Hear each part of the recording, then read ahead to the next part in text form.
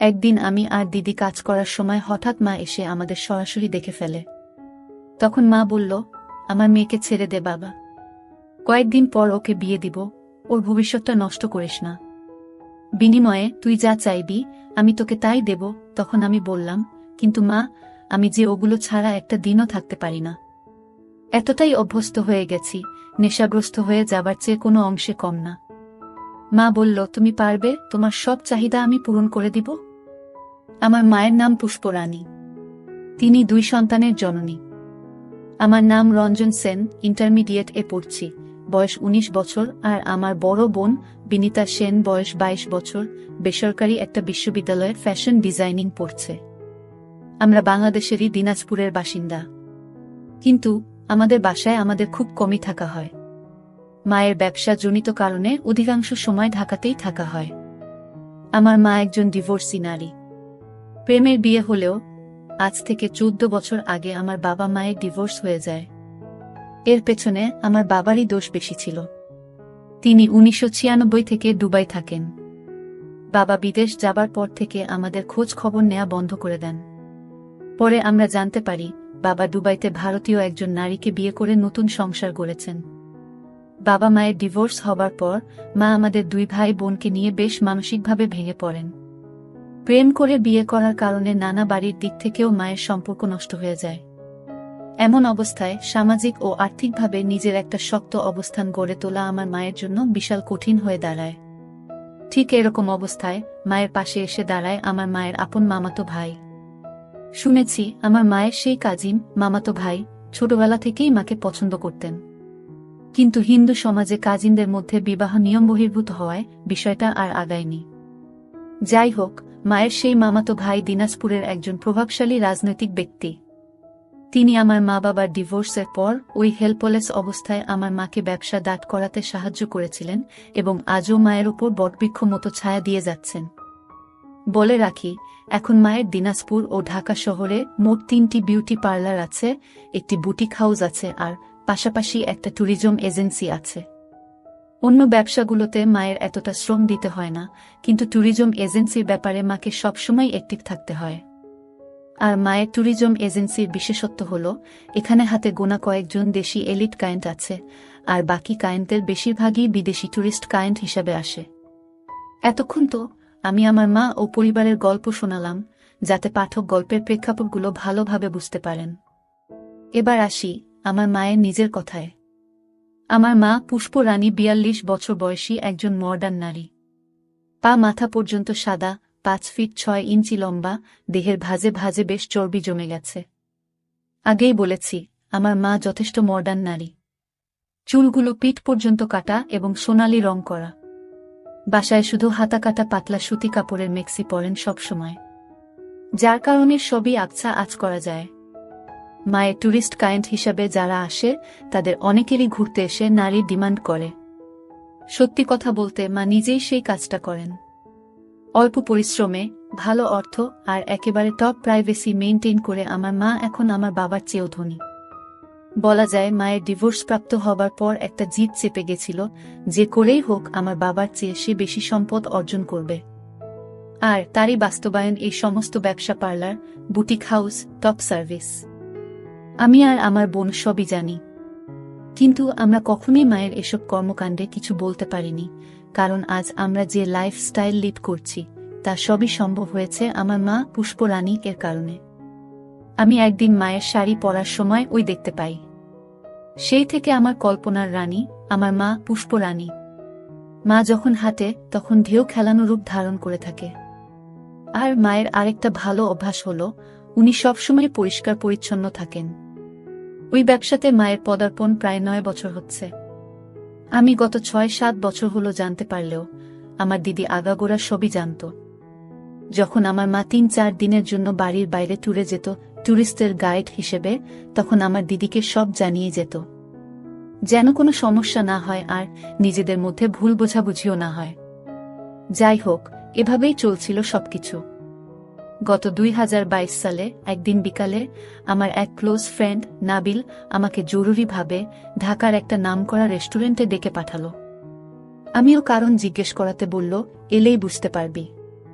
আমিও ওর কথা মতো ওর দেয়া ঠিকানাতে পৌঁছে গেলাম। তারপর সে আমাকে একটা কর্পোরেট পার্টির অনুষ্ঠানে নিয়ে গেল। তারপর আমি যা দেখলাম তা দেখার জন্য আমি মোটেও প্রস্তুত ছিলাম না। আমি দেখলাম আমার মা সেখানে দুজন বিদেশির সাথে অত্যন্ত নিবিড়ভাবে আড্ডা দিচ্ছে। আড্ডার ফাঁকে তারা লাল পানীয় খাচ্ছে। এর মধ্যে একজন ৩০-৩২ বয়স, অবশ্যই মায়ের চেয়ে বয়সে ছোট, আড্ডার ফাঁকে আমার মায়ের সাথে হাতের কাজ করছে। বিষয়টা আমার বন্ধু আরও ১ ঘন্টা আগে থেকে দূর থেকে তাদের ফলো করছে এবং এই জন্যই আমাকে ডেকেছে। আমি বন্ধুর চোখের দিকে তাকাতে পারছিলাম না লজ্জায়। এমন অবস্থায় নাবিল আমাকে স্বাভাবিক করবার জন্য বলল, এ সমস্ত বিষয় দেখে দুঃখ পাবার কিছু নেই বন্ধু। এখন দুনিয়াটা এরকম, তাই দেখে সহ্য করতে পারলে মজা নিতে চেষ্টা করো, আর নইলে চলো এখান থেকে আমরা চলে যাই। বন্ধুর কথায় আমি কেমন যেন একটা আভাস পেলাম। যেহেতু আমি আগে থেকেই মায়ের প্রতি একটু পাগল ছিলাম, তাই নীরবে দাঁড়িয়ে একটা অরেঞ্জ জুস খেতে খেতে দেখতে থাকলাম। আমার নীরবতা দেখে নাবিল বলে উঠল, তুই এখন নিশ্চয় আমার সামনে ভীষণ লজ্জা পাচ্ছিস। কিন্তু আমিও এত ভালো মানুষ না। আমিও আমার মাকে এভাবে সুযোগ পেলেই দেখি। আর আমি প্রশ্ন করলাম, আর কি? নাবিল উত্তর দিল, হাত দিয়ে নিজেকে শান্ত করি। এবার আমিও একটু অভয় পেয়ে স্বীকার করলাম, আমিও তো তোর মতো এরকম কিছুই করি, আরও ১ বছর আগে থেকে। নাবিল বলল, তাহলে তুই লজ্জা কেন পাচ্ছিস? উপভোগ করতে চেষ্টা কর, আর এই জন্যই তো তোকে এখানে আনলাম। যাই হোক, সেদিন সন্ধ্যা পর্যন্ত থেকে আমি আর নাবিল রেস্টুরেন্টের ওয়াশরুমে হাতের কাজ সেরে ফেললাম। আর এভাবেই নাবিলের কাছে আমার সব গোপনীয়তা ভেঙে গেল। এরপর আমি বাসায় এসে দিদিকে আমার রুমে ডেকে এ ব্যাপারে কিছুটা বলতেই দিদি অকপটে স্বীকার করে নিল সে এ ব্যাপারে সবকিছু জানে অনেক আগে থেকেই।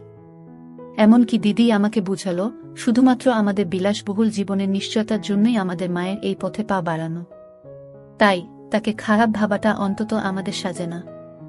এর কিছুদিন পর আমি তখন নিয়মিত মাকে কল্পনা করছি। একদিন মা বাসায় নেই। বাসা থেকে বের হবার আগে মা একটা টাইট জিন্স আর টিস্যু কাপড়ের শার্ট পরে বের হয়েছে। জিন্সটা এতটাই চাপা যে প্রতিটি ভাঁজ স্পষ্ট বোঝা যাচ্ছে। এই দৃশ্য দেখে আমি আর নিজেকে নিয়ন্ত্রণ করতে না পেরে আমার রুমের হাতের কাজ করছি। এমন অবস্থায় হঠাৎ দিদি আমার রুমে এসে হাজির। আমি একটু ভকরে খেয়ে গেলাম। দিদি কিছু না বলে নীরবে আবার চলে গেল। খানিকটা সময় পর আমি দিদির মনোভাব বুঝতে দিদির রুমে গিয়ে গল্প করার চেষ্টা করতে থাকলাম। কিন্তু দিদি বেশি কিছু না রেসপন্স করে একদম সরাসরি জিজ্ঞেস করে বসল, আমি যেটা করছিলাম সেটার পেছনের কারণটা কি আমাদের মা? আমি কি উত্তর দেব ভেবে না পেয়ে কইলাম, আমি না নিজেকে কন্ট্রোল করতে পারিনি রে দিদি। আমাকে এবারের মতো ক্ষমা করে দে, আর মায়ের কাছে প্লিজ কিছু বলিস না। তখন দিদি বলল, এই বয়সে এরকম হয়, কিন্তু এভাবেই নিজের মায়ের প্রতি দিন দিন অসুস্থ আসক্তি না বাড়িয়ে অন্য কিছুতে নিজেকে ব্যস্ত রাখো। আমার তো দুনিয়াটাই তোর আর মাকে ঘিরে। আমি বুঝি এটা ঠিক না, তবুও না করে পারি না। দিদি এবার সরাসরি বলে ফেলল, দেখো, আমাদের জন্যই আমাদের মা আজ এসব করছে, আর সেই আমরাই যদি তাকে অন্যদের মতো মনে করে থাকি, তাহলে এই দুনিয়ায় আমাদের মায়ের মতো দুর্ভাগ্য ও দুঃখ আর কারো নেই। আমি বললাম, আমার যে ইদানিং নারী দেহের স্বাদ পেতে খুবই ইচ্ছা করে, তাহলে আমি কি করব বলো? দিদি অনেকটা কষ্ট ও হতাশা নিয়ে বলল, এতই যদি তোর মায়ের অবয়ব নিয়ে ব্যাকুলতা থাকে, তাহলে আমিও তো মায়ের শরীরেরই তৈরি। তুই আমার সাথে তোর স্বাদ মিটিয়ে নিস, তবুও মায়ের দিকে এই নজরে আর তাকাবি না। কথাটা বলা মাত্রই দিদির চোখ দিয়ে অশ্রু নামতে শুরু করল। আমি বললাম, তুই মায়ের হয়ে আমার শখ মেটাবি? দিদি নির্বিকার চিত্তে চেয়ে মৌনতা পালন করে সম্মতি দিল। আমি দিদিকে বললাম, তাহলে প্লিজ আমাকে সাহায্য করো, আমি তোর সব কথা রাখব। দিদি বলল, ঠিক আছে, কিন্তু ভুলেও যেন মা কোনোদিন টের না পায়। এভাবে টানা 6 মাস দিদির সাথে ওসব কাজ করে গেলাম। কিন্তু সত্যি বলতে আমার তখনও মায়ের দেহের প্রতি লালসা কাটেনি, যেন আরো দিন দিন বেড়েই চলেছে। কিন্তু আমি দিদিকে কিছু বুঝতে দেই না। মাঝে মাঝে নাবিলের বাসায় গিয়ে দুজন ধোয়া সেবন করে আমার মাকে কল্পনা করে দুজন একসাথে ইচ্ছা পূরণ করতাম। যাই হোক, একদিন সন্ধ্যা রাতে মায়ের পার্টি আছে বলে মা বলে গেলেন। আজ রাতে মা ফিরবেন না, ভোরে বাসায় ফিরবেন। আমি আর দিদি সেই রাতে সদ্ব্যবহার করতে শুরু করলাম, কিন্তু বিধির কি লীলা খেলা। আচমকাই রাত 11টা নাগাদ বাড়ি ফিরে কলিং বেল না দিয়েই এক্সট্রা চাবি দিয়ে দরজা খুলে দেখেন আমি আর দিদি একেবারে ওই অবস্থায় ড্রয়িং রুমে টিভি দেখছি। এই অবস্থা দেখে মায়ের যেন নাবিল ভেঙে পড়ল। তিনি কোনো কথা না বলে দ্রুত পায়ে তার রুমে চলে গেল, আর রুমের দরজা সারা রাতেও খুললেন না। আমি আর দিদি রাতভর মায়ের দরজাতে বারবার কড়া নাড়তে নাড়তে ভোরবেলা মা দরজা খুলেন এবং শুধু দিদিকে ভেতরে ডাকলেন। সম্ভবত কিছু প্রশ্ন করলেন দিদিকে। এরপর দিদি কাঁদো কাঁদো নয়নে রুম থেকে বেরিয়ে আসতেই মা আমাকে ডাকলেন। আমি ভীষণ নার্ভাস হয়ে পড়েছিলাম, কিন্তু মায়ের দৈহিক গঠন উপেক্ষা করা আমার জন্য অসম্ভব হয়েছিল, কারণ তখন মা শুধু একটা পিঙ্ক রঙের পাতলা মেক্সি পরিহিত। মা আর আমার কথোপকথন ঠিক এরকম ছিল। মা, রঞ্জন, তুই ভাই হয়ে বোনের সাথে এসব কিভাবে করতে পারলি? মা, আমাকে ক্ষমা করে দাও। আমি ভুল করেছি মা। ভুল করেছ নাকি নাই সেটা পরের কথা, কিন্তু আমার প্রশ্নটা হলো, পৃথিবীতে কি আর কোনো নারী ছিল না? মা, আসলে আমি এরকম কিছুই করতে চাইনি, কিন্তু আমার একজনকে ভালো লাগতো, আর তার সাথে দিদির অনেক মিল। তো আমার পছন্দের মানুষের সাথে এটা কখনো সম্ভব হতো না, বিধায় আমি দিদির মাঝে তাকে খুঁজে নিতে চেষ্টা করেছিলাম। আর এটাই আমার ভুল ছিল। মা, কে সেই ব্যক্তি যার জন্য তোমার দিদির মাঝে তাকে খুঁজে নিতে হলো? চুপ করে থেকো না, আমি উত্তর চাই, নইলে আমি এই বাড়ি ছেড়ে আজীবনের জন্য চলে যাব। আমি বলতে পারবো না তোমাকে। মা, একবারও ভেবে দেখোনি তোমার দিদিকে নিয়ে আমার কত স্বপ্ন? ওর একটা ভবিষ্যৎ আছে, ওর বাকিটা জীবন পড়ে আছে। ওকে নিয়ে আমি কত স্বপ্ন দেখেছিলাম, একটা ভালো পরিবারে বিয়ে দেব, ওর জীবনটা গুছিয়ে দেব। তোমাদের এসব কর্মকাণ্ড বাইরের মানুষ জানতে পারলে বিষ খেয়ে মরা ছাড়া আমার আর কোনো উপায় থাকবে না। মা, আমি উত্তর চাই। রঞ্জন, আমাকে উত্তর দাও। মা, আমাকে ক্ষমা করো, আমি আসলে তোমাকে ওর মাঝে খুঁজে নিতে চেয়েছিলাম। মা, মানে? তোমার রূপসাজসজ্জা আমাকে বিমোহিত করে ফেলেছিল, যার প্রভাব দিদি টের পেয়ে নিজেকে আমার কাছে সঁপে দিয়েছে। তবুও যেন আমি এই পথে আর পা না বাড়াই। দিদির কোনো দোষ নেই মা, দোষ সব আমার। মা, কি তুমি আমার ছেলে? রঞ্জন, তুমি কি বলছো বুঝতেছ? তুমি আমাকে আর 5টা মেয়ের সাথে ঘুলিয়ে ফেলেছ। আমি না তোমার জন্মদাত্রী মা। আমাকেও তুমি এই দৃষ্টিতে দেখো। আমার ভুল হয়ে গেছে। মা, এবার ভগবানের দয়ায় নিজের বোনের ভবিষ্যতের কথা ভেবে এগুলো বন্ধ করো, নইলে ওকে বিয়ে দেয়া মুশকিল হয়ে যাবে। তাহলে আমি এই অভ্যাস ত্যাগ করব কি করে? মা, তুমিই বলে দাও। মা, কতদিন ধরে এইসব কাজ করে চলেছ তোমরা? প্রায় 6-7 মাস। মা, তুমি যে ওকে প্রেগনেন্ট করে দাওনি, এটাই কপাল। না মা, আমরা কোনোদিন কাউকে বুঝতে দিতাম না। মা, আমার দিব্যি কেটে বলো তো রঞ্জন, তুমি কি আমাকে আর আমার মেয়েকে তোমার ওই কুদৃষ্টি থেকে মুক্তি দিতে পারবে? আমি একেবারেই নিশ্চুপ। মা, জীবনে আর কি কি পরীক্ষা দিতে হবে আমাকে কে জানে? আমি যদি আমার মেয়ের সতীর্থ ভিক্ষা চাই তোমার কাছে, তুমি কি এটুকু দয়া করতে পারবে আমাদের? কিন্তু মা, আমি যে ওগুলো ছাড়া একটা দিনও থাকতে পারি না। এতটাই অভ্যস্ত হয়ে গেছি, নেশাগ্রস্ত হয়ে যাবার চেয়ে কোনো অংশে কম না। মা, আমার মেয়েকে ছেড়ে দে বাবা, ওর ভবিষ্যৎটা নষ্ট করিস না। বিনিময়ে যা চাইবি আমি তোকে তাই দেব। আমি একটু ভয় নিয়ে বললাম, যদি আমি তোমাকে চাই, এর বিনিময়ে? মা, তুমি পারবে তোমার চাহিদা আমার সাথে পূরণ করতে? আর এতে কি আমার মেয়েটা তোমার থেকে নিস্তার পাবে? আমি চুপ করে দাঁড়িয়ে মায়ের মাথা থেকে পা দেখতে থাকলাম, আর মনের অজান্তেই হাসুচোখ ভঙ্গি দিয়ে ফেললাম। মা অনেকটা ঘৃণা ও অবজ্ঞার সাথে এগিয়ে গিয়ে দরজার লকটা লাগিয়ে দিয়ে আমার দিকে ঘুরে বললেন, কথা দাও, আমি এখন যা যা বলবো তুমি অক্ষরে অক্ষরে তা মেনে নিবে? বলো মা, আমি মেনে নিব। মা, এই যে এতক্ষণ আমি তোমাকে এতগুলো কথা বললাম, তা শুনেছ কিনা জানি না, কিন্তু তোমার মনোযোগ যে আমার দিকে, এটা সত্য। আমি আবারও চুপচাপ মাথা নিচু করে দাঁড়িয়ে থাকলাম। এবার মা আরো কড়া গলায় বলে উঠলেন, কি করতে চাও তুমি আমার সাথে? বয়স্ক ছেলে মেয়ে যা করে। মা এবার একটু গম্ভীর কণ্ঠে বলে উঠলেন, চালাও তোমার পশুত্ব, তোমার মায়ের সাথে যা ইচ্ছে করো, কিন্তু আমার মেয়ের দিকে আর কোনোদিন চোখ তুলে তাকাতে পারবে না। আর যদি তা না মানো, আমি তোমাকে দিব্যি দিয়ে বলছি, আমি নিজেকে নিজে শেষ করব, আর তার জন্য দায়ী থাকবে তুমি। আমি মায়ের চোখের দিকে তাকিয়ে বুঝলাম প্রথমে রাগ নিয়ে সূত্রপাত হলেও তিনি একটু লজ্জা পাচ্ছেন। এরপর আমি আর কোনো কিছু না ভেবে মায়ের দিকে মনোনিবেশ করলাম।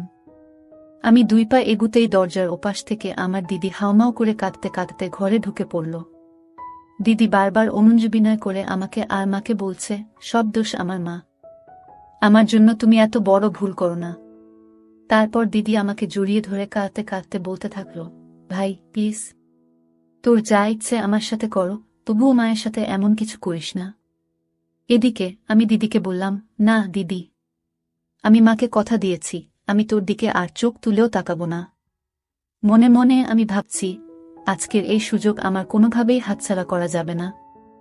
দিদি তখনও ঘটনাস্থলে দাঁড়িয়ে কেঁদে চলেছে। এক পর্যায়ে মা নিজেই দিদিকে উদ্দেশ্য করে বলে উঠলেন, উফ, এত ভোরবেলা আশেপাশের এলাকার মানুষ জড়ো করবি নাকি? নিজের অপরাধের জন্য যদি এতই অনুতপ্ত বোধ হয়, তাহলে তুই তোর রুমে গিয়ে যা খুশি করো। সাথে সাথে আমার মাথায় একটা দুষ্টু বুদ্ধি খেলে গেল।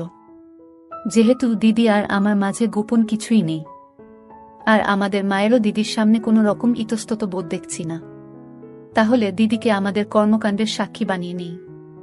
তাই আমি মাকে বললাম, মা, ভুলেও এখন দিদিকে একা ঘরে পাঠিও না, হঠাৎ যদি আত্মঘাতী কোনো ঘটনা ঘটিয়ে ফেলে।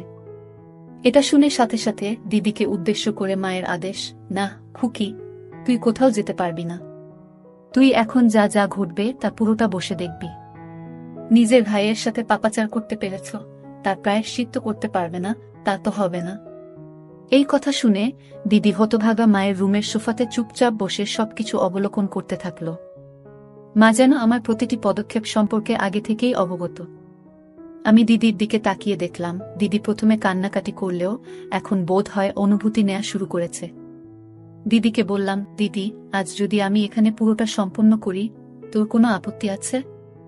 দিদি মাথা নাড়িয়ে না সূচক উত্তর দিল। কিন্তু আমি বুঝতে পারছি আমাদের কর্মকাণ্ড দেখে দিদিরও খুব ইচ্ছা জেগেছে। তাই আমি লজ্জা শরম ত্যাগ করে মায়ের কাছে বিষয়টা উপস্থাপন করলাম এইভাবে যে, দেখো মা, তুমিও একজন নারী, দিদিও আরেকজন নারী। আমাদের কর্মকাণ্ডের ফলে দিদির ভেতরেও তো কোনো সুপ্ত ইচ্ছা জাগতে পারে। হ্যাঁ, আমি তোমার মেয়েকে স্পর্শ করব না, তোমাকে কথা দিয়েছি। কিন্তু ও নিজে থেকে যদি নিজের জ্বালা মিটিয়ে নিতে পারে, তাহলে তো আমাদের কোনো আপত্তি থাকা উচিত নয়, তাই না? মা দিদির চোখের দিকে তাকিয়ে দেখে তার সারা মুখ লাল হয়ে গেছে। তাই মা দিদিকে উদ্দেশ্য করে বললেন, কেউ যদি নিজের ব্যাপার নিজে থেকে প্রকাশ না করে, তবে তাতে কি আমাদের দায়? মানে মা দিদিকে পরোক্ষ অনুমতি দিলেন। আবারও বুঝলাম মা এরকম বিষয়টাগুলোতে অভ্যস্ত হওয়ায় তেমন কিছুই মনে করল না, শুধু একটু খোঁচা মেরে বলল, এই তাহলে বীর পুরুষের দম। এবার মা দিদির দিকে তাকিয়ে তার ছেলের সাথে বলল, এই মরদ নিয়ে আবার জ্বালা মেটাতে এত ব্যাকুলতা? কথাটা শুনে দিদি বরাবরের মতো সোফাতে নির্বিকার চিত্তে নিতিয়ে থাকলেও আমার খুবই আত্মসম্মানবোধে লাগল। যাই হোক, সেই ভোরবেলা থেকে শুরু হওয়া আমাদের 3 জনের মানবিমান মায়াকান্না অবশেষে লীলাখেলার প্রাথমিক প্রবর্তনা রূপে সকাল 9টার দিকে শেষ হল। সেদিন সকাল 9টায় কাজ শেষ করে আমরা ক্লান্ত হয়ে ওভাবেই ঘুমিয়ে গেলাম। আমার ঘুম ভাঙল ঠিক দুপুর 2টায়। ঘুম ভেঙে দেখি দিদি স্নান করতে গেছে, আর আমার মা রান্নাঘরে কাজ করছেন। মা একটু মোটা স্বরে বলে উঠলেন, অনেক হয়েছে তামাশা, এবার স্নান করে খেয়ে আমাকে উদ্ধার কর। আমি, কেন মা, কোনো কাজ আছে নাকি? মা, বিকালে একটু তোর মামার অফিসে যেতে হবে। আজ তো তোর মামার জন্মদিন। আমি, শুধু কি তোমারই যাবার কথা নাকি অন্যদেরও যাবার কথা আছে? মা, কেন, তুই যাবি? চল না, তোর মামা কতবার করে তোকে আর তোর দিদিকে নিয়ে যেতে বলে। আমি, দিদিকে বলে দেখো, ও যদি না যায় তাহলে আর কি করার, আমি না হয় বডিগার্ড হিসেবে যাব তোমার সাথে। মা, শোন না, তোর মামা তো তোর দিদির জন্য একটা পাত্রের প্রস্তাব নিয়ে এসেছে। আমাকে এখনো পুরোটা জানায়নি, কিন্তু বলেছে পাত্রটার সব দিক থেকে ভালো, কিন্তু সমস্যা একটাই, বয়সটা একটু বেশি। আমি, যার জন্য পাত্র দেখছ তাকে জিজ্ঞেস করেই দেখো, তার মতামত কি। আমি জানি আমার দিদি আমার বন্ধু নাবিলকে মনে মনে পছন্দ করে। নাবিলও দিদিকে বেশ পছন্দ করে। টুকটাক প্রাথমিক পর্যায়ের প্রেমও চলছে ওদের মাঝে। যদিও নাবিল আর আমি সমবয়সী, তার মানে নাবিল দিদির চেয়ে 3 বছরের ছোট। নাবিলের পরিবার যথেষ্ট অভিজাত হলেও শুধুমাত্র বয়সের কারণে বিষয়টা আলোর দিশে পাচ্ছে না। মা, তোর দিদি তো কিছু বলে না? তুই একটু দেখ না, তোর দিদির আসলে মতিগতি কি?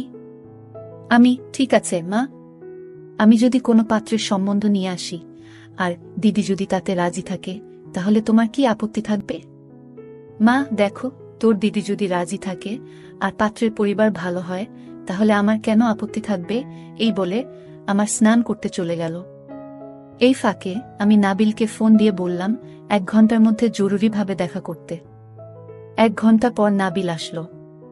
নাবিলকে নিয়ে আমি আমাদের ছাদে গেলাম। ছাদে গিয়েই নাবিল আমার মায়ের রোদে মেলে দেয়া ছোট কাপড়ের দিকে নজর দেয়া শুরু করে দিল। আমি শোনো, তোকে খুব সিরিয়াস বিষয় নিয়ে কথা বলার জন্য ডেকেছি। নাবিল, কিরে মাসি মাকে লাইনে আনতে পেরেছিস নাকি? আমি, সেটা পরের কথা, আগে বলতো দিদি আর তোর ব্যাপারটা কতটা সিরিয়াস? তোরা কি একে অন্যকে বিয়ে করার ব্যাপারে প্রতিশ্রুতিবদ্ধ?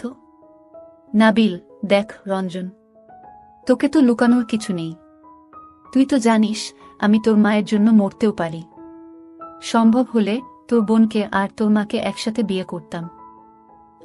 তুই যদি তোর বাসায় আজকালের মধ্যে ম্যানেজ করে আমার বোনকে বিয়ে করতে পারিস তাহলে আমি তোকে কথা দিচ্ছি আমার ঘরের সব তোর সামনে খুলে দেবার দায়িত্ব আমার। নাবিল, সব মানে?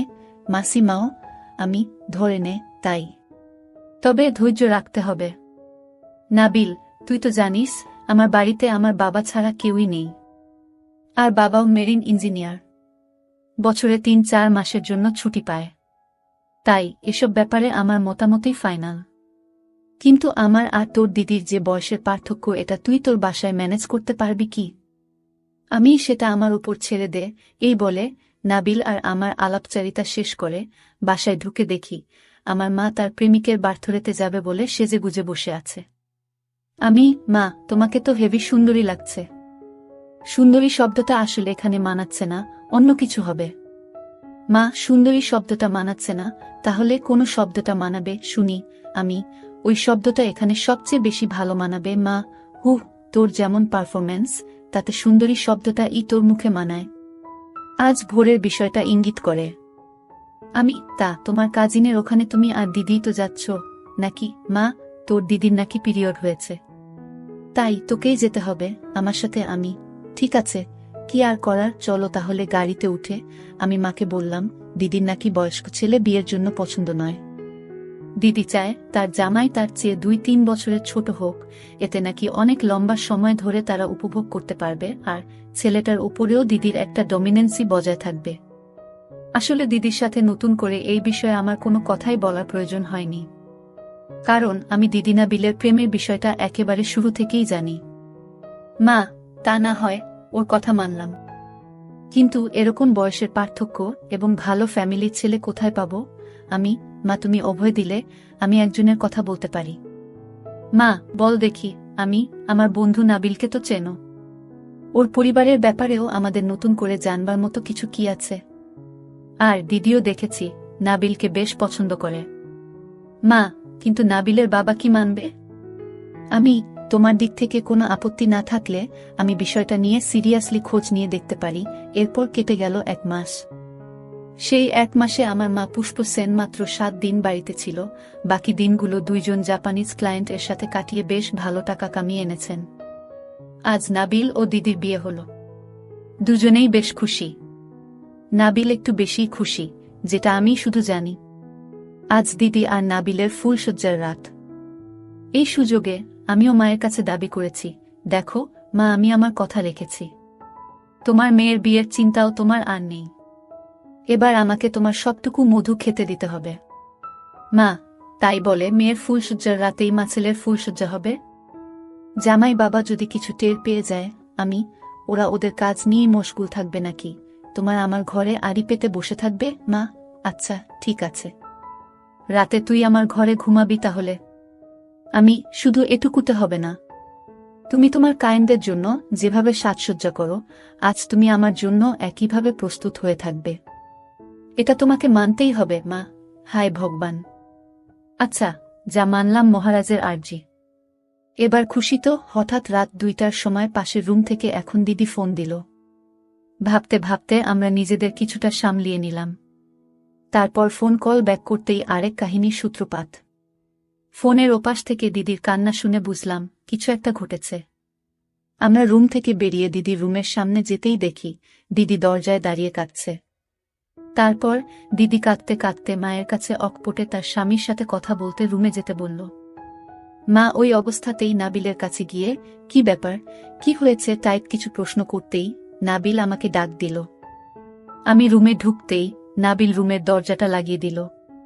তারপর আমাকে সামনে রেখে নাবিল তার পুরো মনোবাসনা মায়ের কাছে খুলে বলল। সাথে এটাও বলে দিল, দেখুন মা, আপনার ছেলে আমার সবচেয়ে প্রিয় বন্ধু, আর তাই ওকে আমি সবকিছুই শেয়ার করি, ঠিক রঞ্জনও আমায় সবকিছু শেয়ার করে। আপনি যেন ভাববেন না আপনার ছেলের সামনে আপনি মুখ দেখাবেন কি করে। এরপর মা 2 মিনিট শান্ত থেকে আমাকে থমথমে গলায় বললেন, রঞ্জন, রুমের দরজাটা লাগিয়ে তোর দিদির সাথে বসে কথা বল। আমি 30 মিনিট পর আসছি। আমিও এর সাথে সাথে রুম থেকে বের হয়ে মৃদু হাসি দিয়ে মনে মনে বললাম, সাবাস নাবিল। এরপর আমি দিদির সাথে বসে আড্ডা দিচ্ছি আর লাল পানি খাচ্ছি। দিদি বিয়ের আগে থেকেই জানত নাবিল কি চায়, তাই নাবিলের প্ল্যান অনুযায়ী মিথ্যে অভিনয় করে এভাবে নাবিলকেও মায়ের নিতে সাহায্য করে দিল। 1.5 ঘন্টা পর মা দিদির বাসর ঘর থেকে নিজের ঘরের বাথরুমে চলে গেল